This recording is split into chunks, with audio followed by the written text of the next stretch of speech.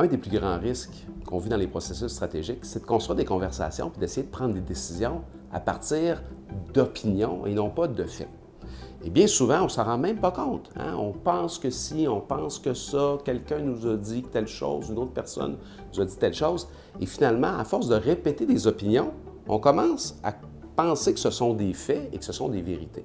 Alors, les bons processus stratégiques vont dès le départ identifier les éléments factuels dont on va avoir besoin pour réellement provoquer des discussions différentes, profondes, mais surtout porteuses de résultats ou qui nous permettent de prendre des bonnes décisions.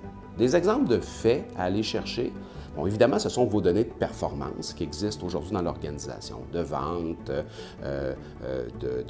vos données RH, vos données de performance opérationnelle. Souvent, on a ça assez facilement. Il y a d'autres types de données, par contre, qu'on peut générer dans le cadre d'un processus stratégique qui vont vous aider à vraiment voir les choses différemment.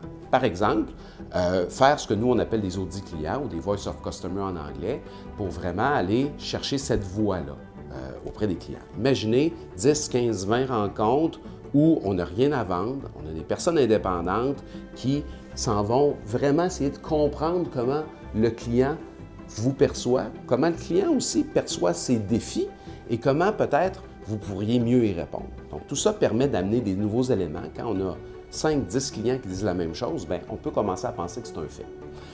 On peut faire des sondages externes, sondages internes aussi, qui permettent de poser des questions différentes que les questions normales qu'on pose à chaque mois, par exemple, à nos équipes.